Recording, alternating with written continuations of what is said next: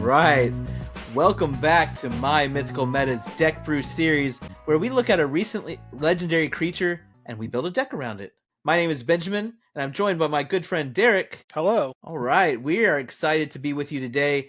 We're going to get right into it. We're going to do a quick Metapod shout out to David. David, my boy, my sweet summer child. David was our very first patron, been with us since the very beginning, and it's honestly been a little while since we shouted him out. The channel's grown a lot, and we've been shouting out a lot of new members. But David, we appreciate you. You were our first deck doctor. We appreciate your continued support. So thank you, David. All of you who are listening to this now can join our Patreon or Metapod community and enjoy our mini perks by going to patreon.com/mymythicalmeta or hitting the join button right here on YouTube or anywhere you see our channel on YouTube. Our Deck Doctor service is available to all patrons and Full Hardness Metapod members of our YouTube community. So yeah, we're going to jump right into it. We've been brewing for a couple hours now, and today we're brewing with a legend from Edge of Eternities, Tannuk Steadfast Second, the newest mono red commander with warp technology. If you want to see the finished deck, the link to the deck is in the show notes down below. All of the decks that are featured on our channel can be found on our Archidect page, which is also linked below, so check it out. Before we dive into the specific things we've done to this deck, we wanted to go through some of the ground rules that we set out. So our target bracket was bracket 3. We shied away from infinite combos, mass land destruction, and a lot of game changers. We do have a couple game changers in our deck, but we were looking for high-powered, but a little bit slower, more on the fun end. But definitely, this is definitely not a deck that's going to lose to precons. I don't think. A little bit more powerful. Yeah, I hope not too. Not. Now, the budget for this deck actually turned out a little bit on the expensive end, and I think that's because Derek and I are franchise players. So when we are brewing a new deck, we often have a lot of these staples just from years of collecting, playing, buying precons. It just, over time, you get a lot of the cards that then turn out to be expensive later. But please do not let budget stop you from playing this deck. First, proxy. We have Please proxy. Please. Don't let this game bankrupt you. No. Just play the cards you want to play. Yes. But if your meta poses proxies for some reason, or if you're trying to play this in commander tournaments or something like that, there are no cards in this deck that you absolutely have to include except Coveted Jewel, which is a 50-cent card. So feel free to swap out. And we're going to talk about that later. I think Derek's going to explain the beauty that is Coveted Jewel in this deck. But feel free to swap out individual expensive cards for similar cards that are cheaper. Pretty much all of these, you can find cards that do almost the same thing, or maybe they're a mana more, maybe they just don't do quite as good a job. This deck can handle it. Okay, it's not too worried about a mana cost on the high end and things like that. So feel free to swap out individual expensive cards for things that you have in your collection, and the deck will still work mostly the same way. Derek, before we dive into everything, tell us, what is Tannuk Steadfast Second? Who is this guy? Yeah, this is a Kavu pilot. He costs red, and 2 for a 3/5. He gives other creatures you control haste, and then he has artifact cards and red creature cards in your hand have warp, red, and 2. That ability is going to be the bread and butter of this whole deck that we're trying to showcase here. Let me read the rules for warp real quick. You may cast a card from your hand for its warp cost, so that red and 2. Exile that permanent at the beginning of the next end step, then you may cast it from exile on a later turn. The idea is that we want to warp these big creatures, these big CMC artifacts and creatures for the warp cost of red and 2, and then either sacrifice them ahead of time or before that trigger to exile, or let them exile and cast them later by themselves. So we have some sneak attack redundancy. Us being able to have Tannuk in our command zone is going to be nice to get that repeatable access to cheat. I love to cheat stuff out, so having a commander that can do it all the time is super cool. Derek is the cheating master. Yeah, I try. Legally cheat. So the drawbacks supposedly for the warp is that, it exiles and you have to hard cast it for later. We've gone kind of with an artifact matters type mindset, and we want to actually sacrifice those artifacts to get other artifacts that we sacrificed earlier back out on the field for super cheap. And then our model red is super good about doing this. Is just recycling these artifacts in and out of the graveyard for the effects, and then using the into the battlefield triggers and the dies triggers or leaves the battlefield triggers to just really overwhelm our opponents. Yeah. Yeah, very good. So, as anyone who's watched the show knows, we tend to divide our deck building into some key categories, and this was no different. So we talked about ramp, card draw, the game plan, our interaction, and then our payoffs are ways to finish the game. And so I'm going to start with ramp. Our land package included 37 lands, all but 5 of them were mountains. So we just added 5 utility lands and 32 mountains. We included all of the normal 1 and 2 mana rocks. So your soul rings and your arcane signet, just to make sure that you can get to your spells in a timely manner. But one of the ways that we focused on specifically on Tannuk is using cards that reduce the mana cost to play things. So Helm of Awakening, Joyrus Familiar, Cloud Key. And the idea is that those will enable you to play Tannuk early and also warp for cheaper, because warp is casting. It's an alternate casting cost. So something like Helm of Awakening, which says all spells cost 1 less to cast, will also make the warp cost cheaper. Now you're warping for 2 instead of 3. A Cloud Key lets you choose the card type that costs less. Joyous Familiar hits all historic spells, so that's your legendaries and your artifacts, and all of those will be affected by warp. So we did include those in there as well as part of the ramp package. And then I really liked this one specific card, Throne of Eldraine. Throne of Eldraine is a 5 mana card that when it comes into play, you choose a color and it taps for 4 mana of that color. One interesting interaction in this deck is that you can warp Throne of Eldraine into play for 3 mana and then tap it for 4. So it's mana positive the turn you play it. And so it'll help you get that extra warp trigger or whatever, and then it'll exile and you can recast it like normal, paying 5 mana and tap it for 4, or you sack it and recur it later. But I really like the way that it's able to get you mana positive at any time for free. Anytime you're thinking, I just need 1 more mana, go ahead and warp out your Throne of Eldraine, and it'll help you cast your other red spells that turn. And then later, anytime you don't need it for its mana, or you're trying to warp out or play an artifact because it can only be used to cast red spells, it then taps to draw cards. So great card in this deck, either helping with your deck velocity or being mana positive when it's warped out. Derek, tell us about the card draw that we put in this deck. Yeah, so I think the card we're most excited to talk about for this deck is Coveted Jewel. It's an artifact that costs 6. When it enters, draw 3 cards. And then you can tap, add 3 to add 3 mana of any one color. And then it says, whenever one or more creatures in opponent control attacks you and aren't blocked, that player draws 3 cards and gains control of Coveted Jewel. Untap it. So that last part is kind of a, boo, hiss. But in this deck, you're going to warp it out for red and 2, and you're going to draw the 3 cards, and then you're going to tap it to get 3 red, and then warp something else out in your hand. And then before, your opponents can attack you back, it's going to exile, or you're going to sacrifice it in response to the exile trigger, and you're going to, kind of get off scot-free with 3 extra cards and, an extra warp or an extra spell or something. There's something you can spend 3 extra mana on. I just think it's so fun. Oh man, if you can start bringing this back to your hand or start looping out of the graveyard over and over, whoo, Yeah. fun. It's just so funny to just say, I need 3 cards, I get them for free. Yeah.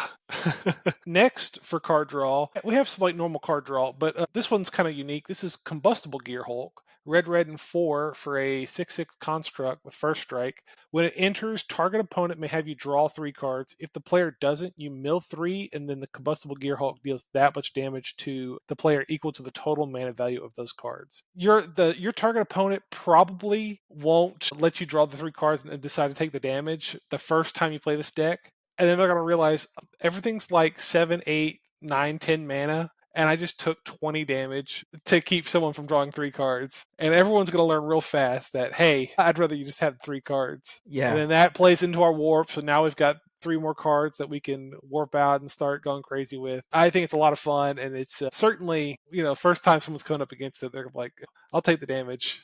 And Yeah. you just blow their head smooth off. And you don't mind the stuff in your graveyard. Yes. Yeah, it doesn't matter to me. Yeah. And then lastly, we have a few cards, notably Sunbird's Invocation, these cards that give Discover, Cascade, or kind of let you dig through the top of your deck and let you pick a spell like Sunbird's Invocation. It's an enchantment. When you cast a spell from your hand, reveal the top X cards of your library, where X is that spell's mana value. You may cast a spell with mana value X or less from among cards revealed this way without paying its mana cost. It's pretty good. So if we're warping out something that costs 9, we dig 9, we find something for 9 or less to put on the battlefield for cheap or free.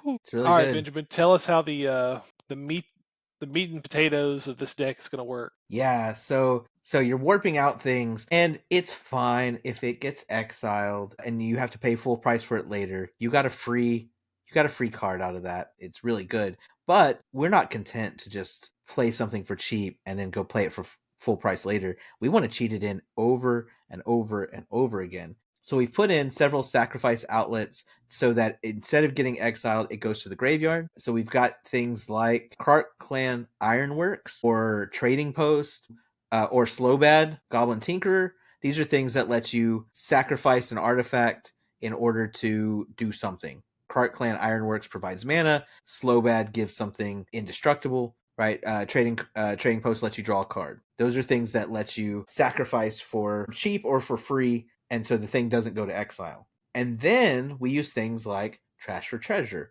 Goblin Welder, Duretti Scrap Savant, a Trading Post again. These are things that let you get them out, usually for the cost of sacrificing an artifact. So what you do, the first time that you warp something out, you sack it, and then it's in the graveyard. The next time you warp something out, you play Trash for Treasure and you flip those, or you use Goblin Welder and you flip them. And now you got to keep what you were doing. For 3 mana, you got your big artifact, and then you put another big artifact into play with Goblin Welder. It's ridiculous. It builds value insanely fast for insanely cheap once you have a way to cheat something into play, even just temporarily, like Tannuk, like Arms Race, right? It lets you put an artifact into play for 4 mana. These sorts of things let you do the dance by putting things in the graveyard and taking them out of the graveyard. We also have Feldon of the Third Path. Costs 3 mana, 1 red and red, and then you pay 2 in a red and tap it to create a token that's a copy of a creature card in your graveyard, except it's an artifact in addition to its other types, and it gains haste, and then you sacrifice it at the beginning of the next end step. So if you've got a great card in your graveyard that you've discarded, that you've sacrificed, that's been killed, usually this is going to be one of your big beaters at the end, a dragon or a triplicate titan or something like that. You just pay 3 mana, you get a token of it, and then you just keep doing that. It just sits in your graveyard. You can do it every turn. We have a ton of things like that so that you are constantly moving things into and out of the graveyard while also playing them from your hand for real cheap. Basically, your warped threats never truly leave. They just get recycled. Do the battlefield One shuffle. That's right. One last one I really want to point out here is Harrogast Erupting Nullkite. It is an Eldrazi dragon that costs 9 for a 6/6. It says whenever you cast a spell, you may exile your hand, and if you do, draw 3 cards. Sometimes you'll want to do that, and sometimes you won't. The important thing about Harrogast is that it has Emerge for 6 red red. Well, if you have warped in a dragon, you can now sacrifice that dragon to emerge Harrogast. You basically will get Harrogast for free or insanely cheap most of the time. So it is a sack outlet. It also says each creature spell you cast has Emerge, and the Emerge cost is equal to its mana cost. It says each creature spell you cast. It does not have to be in your hand. So if you've warped things into play and they've gotten exiled, Harrogast lets you sacrifice things that are already in play to play them, or play expensive things from your hand. It works as an interesting sacrifice outlet that also lets you play big spells for cheap, either from exile or from your hand. It's important to note, Harrogast is the only creature in this deck that cannot be warped because it is neither red nor an artifact. But because it can be emerged for cheap or free, you're hardly going to notice that. And the fact that it lets you play anything for cheap or free by sacrificing something else will do wonders for your deck. It does suck that he's not an artifact or red creature, but I think he's absolutely worth being in this deck for that emerge ability. Yeah, yeah. Whenever I first said you can't warp this, we got to get rid of it. You explained how you could get it into play and how it worked with the rest of the deck. I said, you know what? You're right. You're right. This is absolutely worth being in here. Yeah. So tell us about our interaction and removal package. Yeah, okay. So nothing too crazy here. I don't think anyone's gonna blow anyone's mind. I am excited to talk about Duplicant. This Yeah, is just a shapeshifter. It's got imprint. When it enters the battlefield, you may exile target non-token creature. So Benjamin put this in this deck, and I was like, oh, let's cut this. What is this doing? He said, this is targeting anything. So we're going to use this as removal for our opponent's creatures. And then, we're going to warp it down for cheap. It costs 6, so we're saving 3 mana that way. And then we're going to sacrifice it and just keep doing that. And we're going to exile all of our opponent's, problem creatures and just keep the board sparse, keep the things we need to keep, what have you. And then I just love that it's exile. It gets around these Avacins. I always have to think about how would I deal with an Avacin in this deck. Well, this is how we deal with the Avacin in this deck. The more run-of-the-mill removal we have is things like Inferno Titan, Overlord of the Boiler Bilges, Dracuseth. These are all creatures that say like, hey, when we enter and when we attack, we're going to deal damage to X amount of targets or whatever have you. It's nothing exciting, but it will let us kind of ping little things down or kind of pick one target and just deal a ton of damage and then get into combat or something. Kind of lets us control what's going on. Could pick off some smaller tokens if we had to, or some pesky commanders. And then lastly, we have a sorcery called Anzac Rags Rampage. This is costs red, and 3. Destroy all artifacts you don't control, then exile the top X cards of your library, where X is the number of artifacts that were put into graveyards from the battlefield this turn. You may put a creature card exiled this way onto the battlefield. It gains haste. Return it to your hand at the beginning of the next end step. Board wipe. Then this card's doing a lot. A board wipe lets you dig through your library, put the creature card onto the battlefield. So you get the ATB trigger, then it goes back to your hand so you can warp it back out and then do the whole graveyard battlefield shuffle. This card is awesome. yeah, yeah. It's really, it fits right into what this deck is doing. Wipe out everybody's artifacts. It's great. We've kind of covered the main ramp card draw interaction. You've seen the big theme of sack outlets and recursions. We always like to talk about a backup plan, ways that we can enable the plan. And so this category is our enablers, our synergy cards, and our backups. So first, we have lots of other ways to cheat creatures into play. Tannuk is the best one, in my opinion, because it's casting the card. It covers creatures and artifacts. It provides all your creatures haste, whether they're put in by its ability or not. It's just generally a very good card.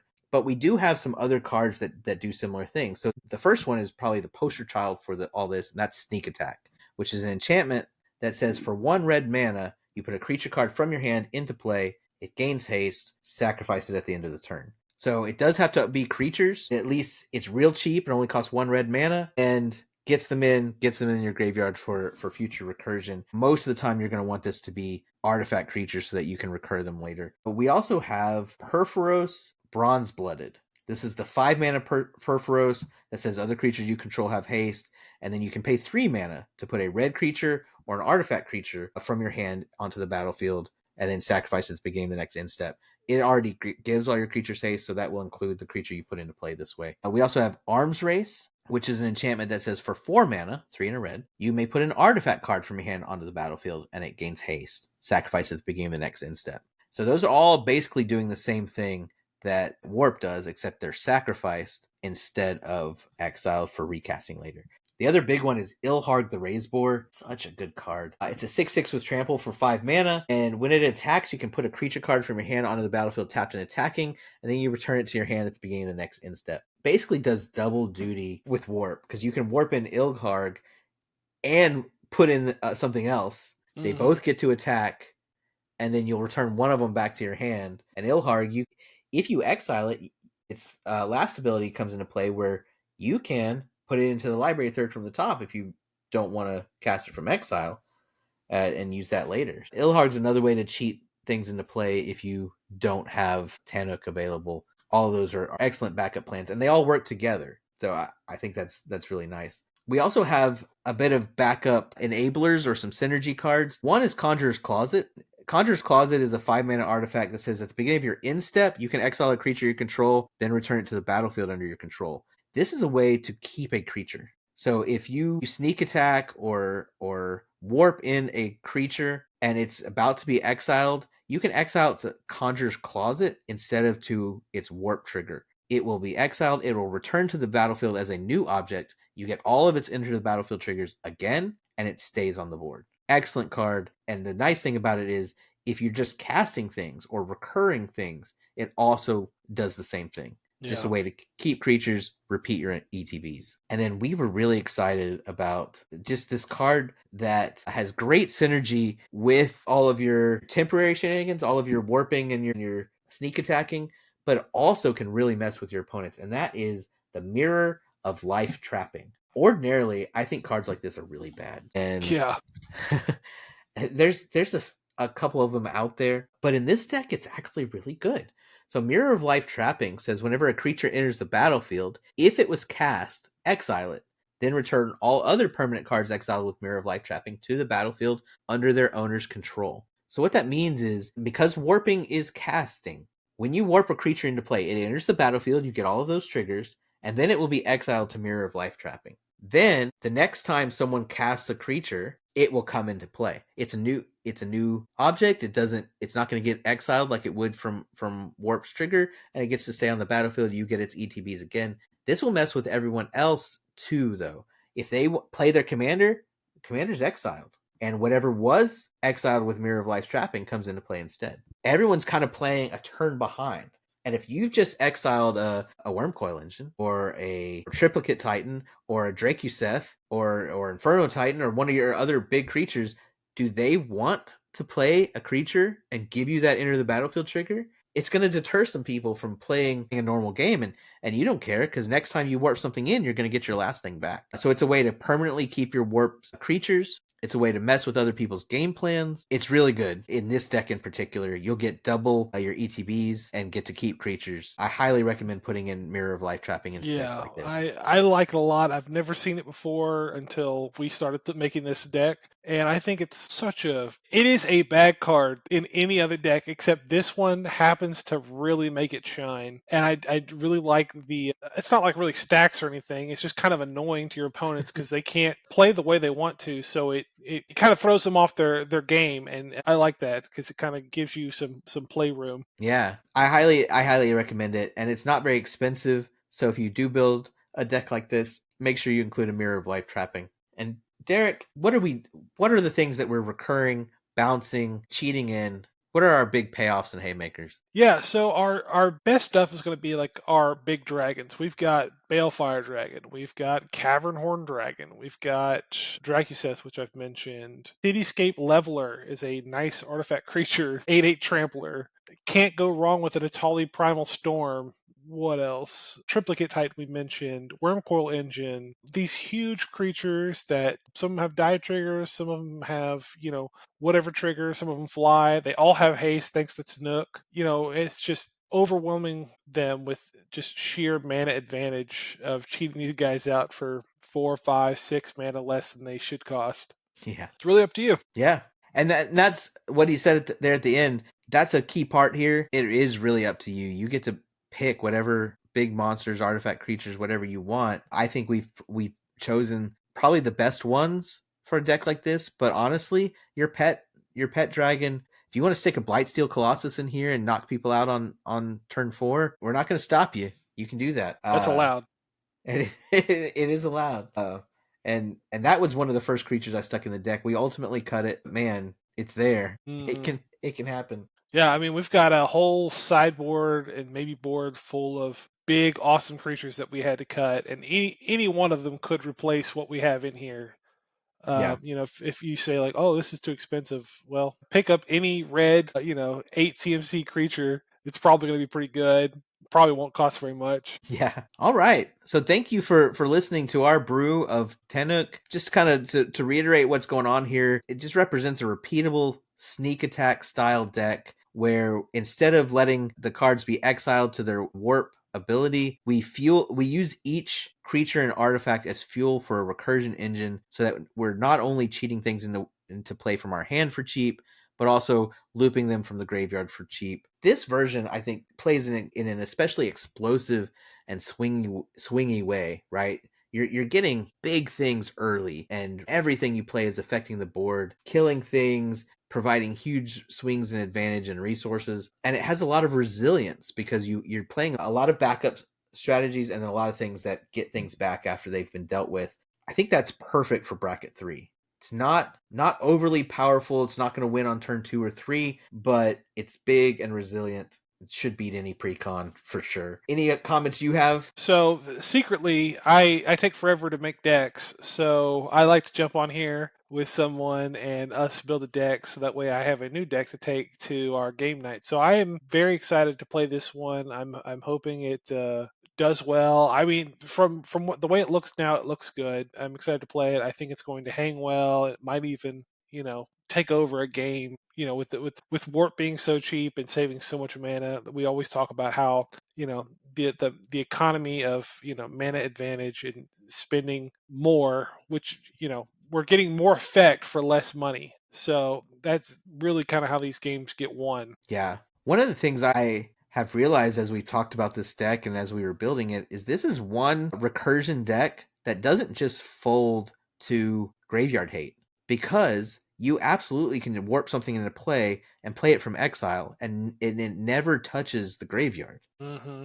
This I doesn't didn't think about that, but you're right. Yeah, and there are many, many synergies in this deck that would allow you to play like that until one of your many, many removal spells deals with the graveyard hate and then lets you do the looping engine more. So if you go back to our reanimator episode where we talk about that kind of weakness in a reanimator deck, this deck is less weak to that than most. So I think you would have fun in a mono red artifact recursion deck like this. For our listeners, please comment down below, what are your favorite artifacts and creatures to warp and then sack and recur? Is there anything we missed? Check out the full version. Tell us, hey, this, you needed Ruin Grinder or whatever it was, tell us the things that we missed that you think would be better than something that's already in there. And don't forget to check the show notes for the full deck list. Join our Patreon for more deck brewing content. We're constantly talking with our patrons in our Discord about decks they're working on, decks we're working on doing.